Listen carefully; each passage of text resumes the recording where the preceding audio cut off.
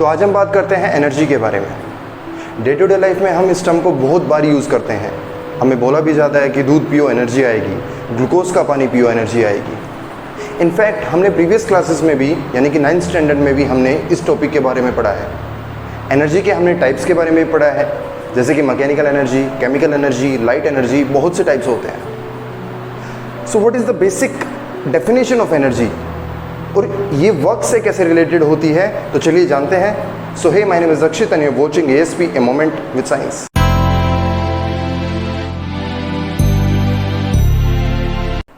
सो चलिए एनर्जी की डेफिनेशन जानने से पहले हम एक एग्जांपल देखते हैं। मान लिया ये मेरे हाथ में कोई भी एक बॉक्स है, ठीक है। दूसरी साइड से मैं अपने दूसरे हाथ से इसके ऊपर कोई फोर्स लगा रहा हूँ। मैंने फर्स्ट केस मान लिया कि ये बॉक्स मेरे इस हाथ में है और ये जो हाथ है मेरा ये इसके लग के खड़ा हुआ है, ठीक है। मैं इस पर फोर्स लगाने की कोशिश कर रहा हूँ, कोई मूवमेंट नहीं है, ये हाथ रेस्ट पे है लेकिन इस पर फोर्स लगा रहा हूँ। मुझे काम क्या दिया गया है कि मुझे इस बॉक्स को यहाँ से डिस्प्लेस करना है। तो जैसे मैं फोर्स लगा रहा हूँ ये डिस्प्लेस नहीं हो पा रहा है। सेकेंड केस मैंने लिया कि मैं अपने हाथ को थोड़ा सा पीछे लेके गया और फिर मैं अपने हाथ को मोशन में लेके आता हूं और फिर इसके ऊपर ऐसे फोर्स लगाता हूं। मैंने दोनों केसेस में क्या डिफरेंस देखा कि फर्स्ट केस में मैं इसको हाथ ऐसे लगा के डिस्प्लेस करने की कोशिश कर रहा था पर ये डिस्प्लेस नहीं हो पा रहा था।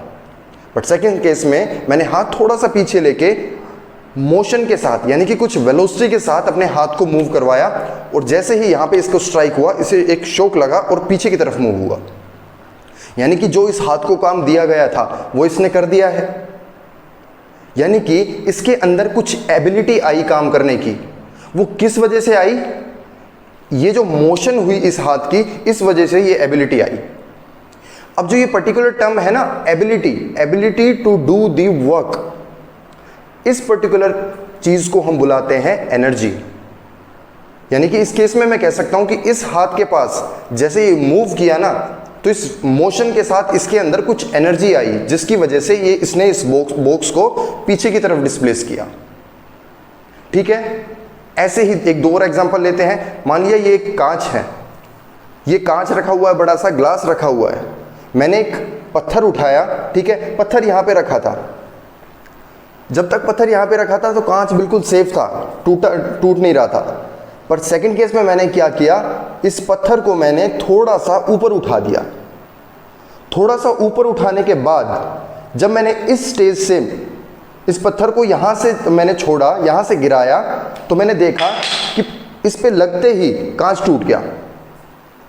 यानी कि पहले ये कुछ काम नहीं कर पा रहा था पत्थर, पर जैसे ही मैं इसे कुछ हाइट पे लेके गया, यानी कि जैसे ही मैंने इसकी पोजीशन चेंज की, तो इसने कुछ इसके ऊपर इफेक्ट डाला, यानी कि कुछ काम किया। यानी कि चेंज इन पोजीशन की वजह से इसके अंदर वो एबिलिटी आई काम करने की। तो ये दो केसेस जो है ना, पहला केस था कि मोशन की वजह से कुछ एबिलिटी आई काम करने की, दूसरा केस है कि पोजीशन पे चेंज आने की वजह से कुछ काम करने की एबिलिटी आई इसके अंदर। तो इन दोनों केस में हम कह सकते हैं कि इनके अंदर कुछ एनर्जी आई। तो ये दो जो एग्जाम्पल थे ना, फर्स्ट केस को यानी कि मोशन वाले को हम बोल सकते हैं कि इसमें काइनेटिक एनर्जी आई। काइनेटिक एनर्जी का मतलब होता है जो मोशन के साथ जो एनर्जी आती है। जो दूसरा केस था जिसमें पोजीशन के चेंज के साथ एनर्जी आई, उसको हम बुलाते हैं पोटेंशियल एनर्जी। आया समझ में? और ये जो दोनों पार्ट हैं, एक काइनेटिक और पोटेंशियल, ये दोनों ही मैकेनिकल एनर्जी के पार्ट्स होते हैं। वैसे तो आपने एनर्जी के बहुत से टाइप्स पढ़े हैं, बट जो इस चैप्टर में हम जिसके ऊपर कॉन्सेंट्रेट करने वाले हैं वो है मैकेनिकल एनर्जी। और स्पेशली ये दो पार्ट्स हैं, एक काइनेटिक एनर्जी, एक पोटेंशियल एनर्जी। तो एनर्जी की डेफिनेशन आप नोट कर सकते हैं, वो क्या होता है? एनर्जी इज द कैपेबिलिटी और द एबिलिटी, या हम लिख सकते हैं कैपेसिटी और the ability of a body to do the work. This is called energy. Clear है? इसके बाद एनर्जी के एसआई यूनिट्स और डायमेंशंस पढ़ते हैं। देखो, मैंने डेफिनेशन में बताया कि एनर्जी क्या होता है, it is the capability to do the work, यानी कि कहीं ना कहीं वर्क से रिलेटेड है ना। तो जो इसकी जो डायमेंशन और यूनिट्स होती हैं वो भी वर्क के जैसी ही होती है। वर्क की जो हमने यूनिट्स पढ़ी है, यूनिट क्या होती है वर्क की, एमकेएस सिस्टम यानी कि एसआई सिस्टम जो है उसके अंदर हमने वर्क की यूनिट क्या पढ़ी है, क्या होती है, जूल। जूल। और जो सीजीएस सिस्टम है, सीजीएस सिस्टम में जो यूनिट होती है वर्क की वो क्या होती है, अर्ग। एमकेएस में जूल और सीजीएस में अर्ग। तो जो हमारी एनर्जी है उसकी भी सेम यूनिट्स होंगी जो कि वर्क की है, यानी कि जूल और अर्ग। अब जो दूसरी बात आती है, हमने पढ़ा था कि जो वर्क होता है वो एक डॉट प्रोडक्ट होता है, किस किस का, फोर्स का और डिस्प्लेसमेंट का। यानी कि हमने ये चीज भी देखी थी कि वर्क जो होता है वो एक स्केलर क्वांटिटी होती है। तो ऐसे ही जो एनर्जी होगी हमारी वो भी क्या होगी, स्केलर क्वांटिटी होगी। ये आप नोट करते चलेंगे, पहले डेफिनेशन नोट कर ली, अब ये नोट करें कि जो इसकी यूनिट होती है एमके सिस्टम में होती है जूल और जो सीजीएस सिस्टम होता है उसमें होती है अर्ग। ऐसे ही दूसरा पॉइंट क्या है, जो एनर्जी होती है वो एक स्केलर क्वांटिटी होती है, यानी कि उसकी कोई डायरेक्शन नहीं होती है। हम ये नहीं कहेंगे कि उसमें मोशन के साथ इतनी एनर्जी आई और इस डायरेक्शन में आई, ऐसा नहीं, सिर्फ एनर्जी आई, यानी कि सिर्फ मैग्नीट्यूड के बारे में डिस्कस करेंगे। जो तीसरा फैक्टर होता है वो होता है डायमेंशन का। वर्क की डायमेंशन हमने पढ़ी है ML2T-2। FS से हमने निकाला था ना, वर्क की डायमेंशन क्या निकली थी, ML2T-2। सेम जो डायमेंशन होगी वो होगी हमारी एनर्जी के लिए भी। क्लियर है इतना? तो चलो अब हम आगे पढ़ते हैं। पहला हिस्सा जो हम पढ़ेंगे यानी कि इस चैप्टर में जिसके ऊपर कॉन्सेंट्रेट करेंगे वो है मैकेनिकल एनर्जी, और उसका फर्स्ट पार्ट है काइनेटिक एनर्जी। तो चलिए काइनेटिक एनर्जी के बारे में थोड़ा सा डिस्कस करते हैं। काइनेटिक एनर्जी के बारे में अभी अभी हमने एक एग्जांपल के थ्रू समझा, यानी कि किसी भी ऑब्जेक्ट में जो उसकी मोशन के साथ जो एनर्जी आती है, यानी कि उसकी वेलोसिटी के साथ जो एनर्जी आती है उसे हम बुलाते हैं काइनेटिक एनर्जी। इनफैक्ट इसका फॉर्मूला भी हमने कई बार पढ़ा है। काइनेटिक एनर्जी का फॉर्मूला हम क्या पढ़ते हैं, 12mv², यानी कि ऐसी एनर्जी जो ऑब्जेक्ट की मास और वेलोसिटी पर डिपेंड करती है। ये फॉर्मूला हमने कई बार पढ़ा है। तो अब ये फॉर्मूला आया कहाँ से, इसके हम दो मेथड्स इस क्लास में पढ़ेंगे। ठीक है, काइनेटिक एनर्जी की डेफिनेशन क्लियर है। जो मोशन के साथ जो एनर्जी आती है उसे हम काइनेटिक एनर्जी बुलाते हैं। फॉर्मूला यह होता है, आया कहाँ से, अब हम इसके बारे में पढ़ेंगे। तो बेसिकली आपके पास दो तरीके होते हैं इस फॉर्मूला को सोल्व करने के। एक फॉर्मूला है वो बिल्कुल सिंपल है, जो कि आपने 9th स्टैंडर्ड में भी पढ़ा है, न्यूटन के लॉज को यूज करते हुए इसको कैलकुलेट कर सकते हैं। दूसरा जो +1 के लिए स्पेशली है वो है कैलकुलस मेथड, यानी कि उसमें इंटीग्रेशन का कुछ यूज होगा। ठीक है, तो दोनों तरीके हम पढ़ेंगे। स्टार्ट करते हैं हम, जो सिंपल वाला है हमारा, जो न्यूटन के लॉज को यूज करते हुए ड्राइव किया गया है। ठीक है, तो हम देखते हैं पहला आपका न्यूटन के लॉज से कैसे हम kinetic energy equal to 12mv² लिख सकते हैं। स्टार्टिंग में हमने मान लिया ये कोई भी बॉक्स ए है। ठीक है, ये स्टार्टिंग में रेस्ट पे है, यानी कि इसकी इनिशियल वेलोसिटी है वो कितनी है, 0। हमने मान लिया इस पे हमने कोई भी फोर्स F लगाया, इस डायरेक्शन में कोई फोर्स लगाया, तो इस फोर्स के साथ इसके अंदर कुछ वेलोसिटी आई, यानी कि ये इस डायरेक्शन में मूव करने लगा। कुछ टाइम बाद हमने देखा ये बॉक्स इस पॉइंट पे वेलोसिटी v से मूव कर रहा है इस डायरेक्शन में। ठीक है, इनिशियल से शुरू हुआ और इसने एक v वेलोसिटी एक्वायर कर ली, किसकी हेल्प से, फोर्स F की हेल्प से, जो कि इस डायरेक्शन में ही लग रहा है। हमने मान लिया इसने कोई डिस्टेंस s ट्रेवल किया है। ठीक है, तो according to the Newton's third equation of motion, क्या कहती है न्यूटन की तीसरी equation of motion, v² minus u² is equal to 2as। ठीक है, यहाँ पे u क्या है, इनिशियल वेलोसिटी, जो कि क्या है, 0। तो हम क्या लिख सकते हैं, v² is equal to 2as। यहाँ से a की वैल्यू कितनी आ जाएगी, v² अपॉन 2s। ये आपके पास a की वैल्यू आ गई। ठीक है, अब देखो, अब हमने Newton's second law of motion, देखो इनमें कंफ्यूज नहीं होना। एक होता है न्यूटन्स इक्वेशंस, यानी कि न्यूटन की इक्वेशंस ऑफ मोशन, एक होता है न्यूटन के लॉज ऑफ मोशन। ठीक है, लॉज क्या है, पहला लॉ इनर्शिया, दूसरा law F is equal to ma, और तीसरा every action has equal and opposite reaction.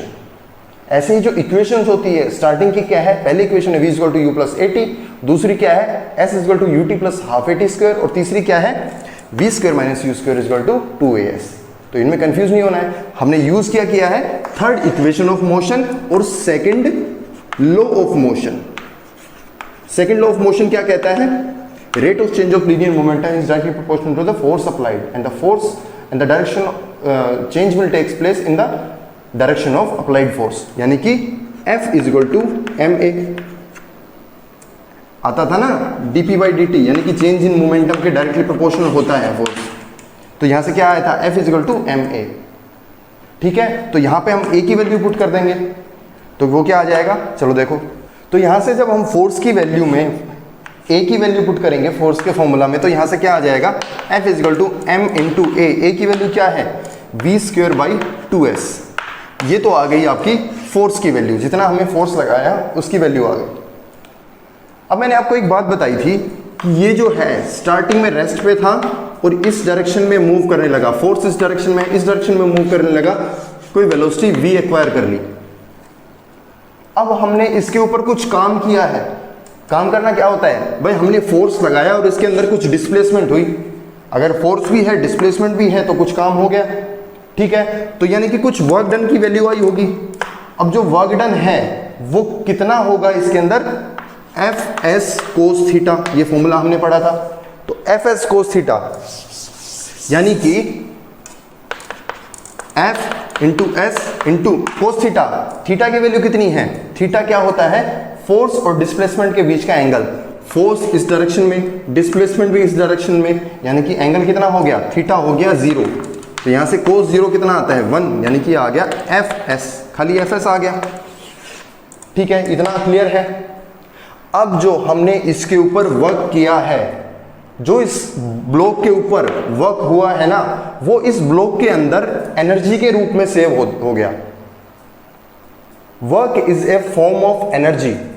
ठीक है, तो ये एनर्जी के रूप में ही इसके अंदर सेव हो गया। तो कौन सी एनर्जी के रूप में सेव हुआ है? इसके अंदर एक मोशन आई ना, एक वेलोसिटी आई। तो यानी कि अभी अभी मैंने बताया था, जो वेलोसिटी या मोशन में जो एनर्जी इन्वॉल्व होती है वो होती है काइनेटिक एनर्जी। यानी कि जो हमने इसके ऊपर काम किया वो इसमें काइनेटिक एनर्जी के उसमें से फॉर्म में सेव हो गया। तो यानी कि जो ये वर्क डन आएगा ये किसका फॉर्मूला होगा? काइनेटिक एनर्जी का। क्लियर है? अब इसके अंदर फोर्स की वैल्यू पुट कर देंगे यहां से, तो ये कितना आ जाएगा? F कितना है? m v square upon 2s multiplied by distance s। तो s से s कैंसिल हो जाएगा, कितना आ जाएगा? इज इक्वल टू में हाफ m v स्क्वायर। ये क्लियर है? ये आ गया आपका एक्सप्रेशन फॉर काइनेटिक एनर्जी। बात सिंपल सी क्या थी कि जो हमने इसके ऊपर वर्क किया, यानी कि इसको यहाँ रेस्ट से हम एक मोशन में लेके आए, जो हमने काम किया इसके ऊपर वो इसके अंदर काइनेटिक एनर्जी की फॉर्म में सेव हो गया। क्लियर है? यानी कि जो वर्क डन होगा वो किसके इक्वल होगा? काइनेटिक एनर्जी ऑफ बॉडी, जिसका अगर सोल्व करेंगे तो क्या आ जाएगा? Half m v square. Clear है? अब हम सेकंड मेथड पढ़ते हैं कि कैलकुलस मेथड से इसको कैसे सोल्व करते हैं। अब काइनेटिक एनर्जी को सोल्व करने का हम दूसरा मेथड पढ़ते हैं, यानी कि कैलकुलस मेथड। इसमें भी हम क्या करते हैं, कोई भी एक ब्लॉक मान लिया हमने छोटा सा, इसके ऊपर हमने एक फोर्स अप्लाई किया, एफ फोर्स अप्लाई किया। हमने मान लिया कि इसके अंदर एक स्मॉल डिस्प्लेसमेंट हुई, जिसका हमने ds नाम दे दिया। स्मॉल डिस्प्लेसमेंट यानी यहाँ से यहाँ तक आ गया। ठीक है, तो वर्क क्या होता है? वर्क होता है फोर्स और डिस्प्लेसमेंट का डॉट प्रोडक्ट, यानी कि फोर्स कितना है W और डिस्प्लेसमेंट कितनी है ds। हमने यहाँ पे एक स्मॉल डिस्प्लेसमेंट ली है, तो हमने मान लिया कि ये जो वर्क डन हुआ ये स्मॉल है, बहुत स्मॉल वर्क डन है, तो ये क्या हो गया? F डॉट ds आ गया यहाँ पे। अब एक तो आपके पास ये फॉर्मूला आ गया, इसको अभी साइड में रखो। दूसरी चीज जो हमने पढ़ी थी वो क्या? न्यूटन का सेकंड लॉ, यानी कि F is equal to ma। इसमें आगे सोल्व करेंगे। जो एक्सेलरेशन होती है वो हमने काइनेमेटिक्स में पढ़ी है, वो क्या होता है? एक्सेलरेशन होती है rate of change of velocity, यानी कि dv by dt, rate of change of velocity with respect to time. ठीक है, अब हम नेक्स्ट पार्ट क्या करेंगे? जो ये वैल्यू है f की, यहाँ पे ये f की वैल्यू पुट कर दो, वो क्या आ जाएगा? dw किसके इक्वल आ जाएगा?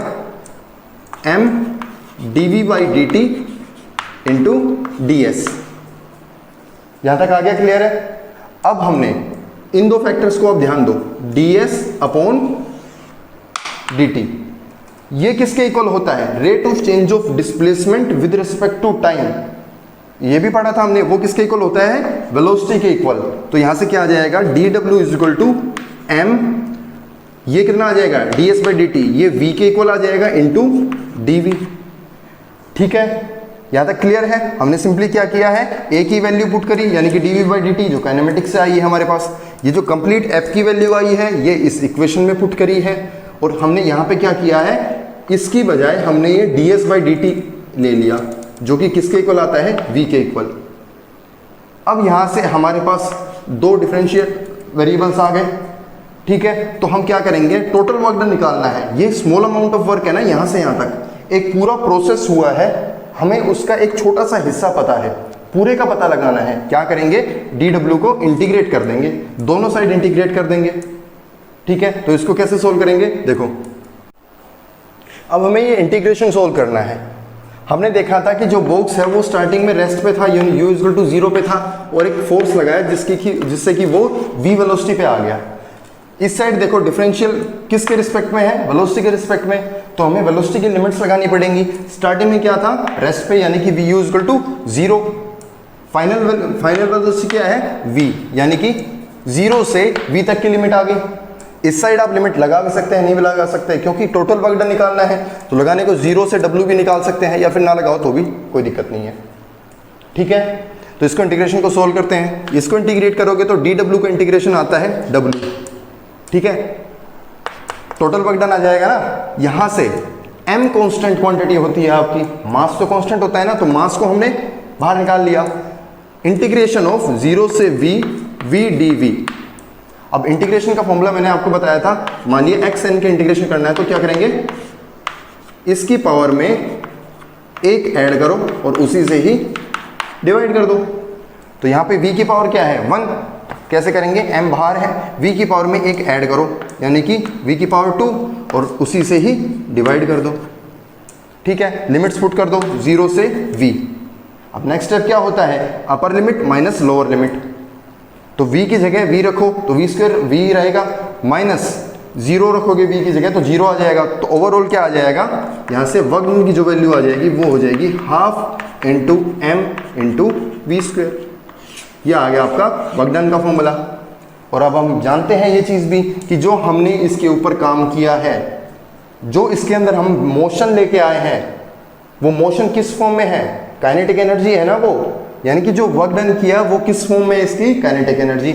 यानी कि जो ये फॉर्मूला आया है वर्क डन का, वो किसके इक्वल आ जाएगा? काइनेटिक एनर्जी के इक्वल। क्लियर है? दोनों सेम फॉर्मूला थे, तरीके अलग थे सोल्व करने के। पहला जो तरीका था वो न्यूटन के लॉज की, न्यूटन के लॉ तो इसमें भी यूज हुआ है, F equal to ma, but वो बिल्कुल न्यूटन के लॉज पे डिपेंड था। यहाँ पे थोड़ा सा कैलकुलस मेथड यानी कि थोड़ा सा इंटीग्रेशन यूज किया हमने। अगर आपके एग्जाम्स में पूछा जाता है कि आप काइनेटिक एनर्जी के इस फॉर्मूला को डिराइव कीजिए, तो आप प्रेफर करें कि आप कैलकुलस मेथड को ही यूज करें। ये +1 के हिसाब से थोड़ा सा इफेक्टिव तरीका है। क्लियर है? अब हम एक छोटा सा टॉपिक और देख लेते हैं, वो क्या है? Relation between kinetic energy and linear momentum. कई बार एग्जाम्स में 2 मार्क्स में पूछ लिया जाता है ये। तो ये क्या हुआ है, देखो लीनियर मोमेंटम के बारे में आपने पढ़ा हुआ है। लीनियर मोमेंटम यानी कि मोमेंटम क्या होती है? P से डिनोट करते हैं, क्या है? Mass into velocity. क्या डेफिनेशन थी लीनियर मोमेंटम की? The amount of motion carried by an object, कि एक ऑब्जेक्ट कितना मोशन कैरी करती है अपने अंदर। तो ये क्या होता है? Linear momentum. किसका प्रोडक्ट होता है? मास इनटू वेलोसिटी का। अभी हमने काइनेटिक एनर्जी का फॉर्मूला पढ़ा है, वो क्या है? Half into m into v square. ठीक है, देखो कुछ सिमिलरिटी दिख रही है आपको। यहाँ पे mv स्क्वायर है, यहाँ पे mv। तो दो चॉइसेस है हमारे पास, या तो एक v को यहाँ से हटा दें तो mv की जगह हम p पुट कर सकते हैं, या फिर एक चीज़ और हम क्या कर सकते हैं, हमने मान लिया m से मल्टीप्लाई किया, m से डिवाइड किया, यानी कि m से डिवाइड करेंगे तो नीचे 2m, और m से ही मल्टीप्लाई यानी कि m स्क्वायर v स्क्वायर। कोई फर्क नहीं पड़ा ना, m से एक पावर काट देंगे तो वही आ जाएगा। लेकिन हमारे पास क्या एक इजी तरीका आ गया, जो mv है mv की जगह p पुट कर सकते हैं। तो यानी कि काइनेटिक एनर्जी किसके इक्वल आ जाएगी? 1/2m, और mv की जगह p पुट करेंगे तो क्या आ जाएगा? p स्क्वायर, mv का स्क्वायर है यहाँ पे। तो देखो अब यहाँ पे दो चीज़ें आ गई ना हमारे पास, काइनेटिक एनर्जी भी आ गई और मोमेंटम भी आ गई। तो ये एक रिलेशन आ गया दोनों में, क्या काइनेटिक एनर्जी है वो किसकी ओर हो जाएगी, पी स्क्वेयर अपॉन में 2m। ठीक है, इसको हम ऐसे भी लिख सकते हैं, 2m को इस साइड ले आए तो पी स्क्वेयर कितना हो जाएगा, पी स्क्वेयर हो जाएगा काइनेटिक एनर्जी इंटू में 2m, और स्क्वेयर हटा के हम ऐसे अंडर रूट लगा सकते हैं। ठीक है, ये भी क्लियर है। ये आ गया आपके पास काइनेटिक एनर्जी और लीनियर मोमेंटम के बीच में क्या रिलेशन होता है। तो इस लेक्चर में हमने काइनेटिक एनर्जी के बारे में जाना, एग्जांपल्स भी आपने देखे डे टू डे लाइफ में, बहुत बार एग्जांपल्स देखते हुए ऐसे काइनेटिक एनर्जी के, जैसे कोई भी बॉडी में मोशन के साथ जो एनर्जी आती है उसे हम काइनेटिक एनर्जी बुलाते हैं। कुछ भी एग्जांपल ले सकते हो आप, एक स्टोन ग्लास को तोड़ने में, यानी कि हमने बॉल फेंकी तो उस बॉल फेंकने से जो उसके मोशन के साथ जो एनर्जी आई उसे हम काइनेटिक एनर्जी बुलाते हैं।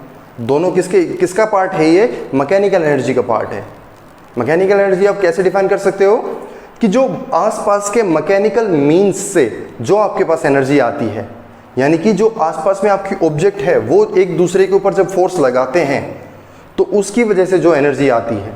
जैसे मैंने मान लिया ये चौक है, ये चौक मैंने अपने हाथ को ऐसे बिल्कुल ये लगा हुआ था यहाँ पे, तब ये टूटा नहीं, बट मैंने इसको ऐसे फेंक के मारा तो मैंने देखा कि जैसे ही मैंने फेंक के मारा तो ये टूट गया, यानी कि मैंने इसके ऊपर फोर्स लगाया। ये फोर्स किस वजह से आया, ये मेरी मसल्स ने इसके ऊपर फोर्स लगाया ना, यानी कि मैंने कुछ मैकेनिकल फोर्स, मस्कुलर फोर्स भी एक तरीके से मैकेनिकल फोर्स है, मैंने इसके ऊपर कुछ मैकेनिकल फोर्स लगाया जिसके अंदर इसके अंदर मैकेनिकल एनर्जी आई। और मैकेनिकल एनर्जी का कौन सा पार्ट मोशन की वजह से आया, तो यानी कि काइनेटिक एनर्जी आई। क्लियर है, ऐसे बहुत से एग्जांपल्स आप देख सकते हो। तो इस लेक्चर में इतना ही करते हैं, नेक्स्ट लेक्चर में हम वर्क एनर्जी थ्योरम पढ़ेंगे, जो हमने कांस्टेंट फोर्स और वेरिएबल फोर्स पढ़ा था उनके लिए वर्क एनर्जी थ्योरम पढ़ेंगे। ठीक है, all the best, thank you.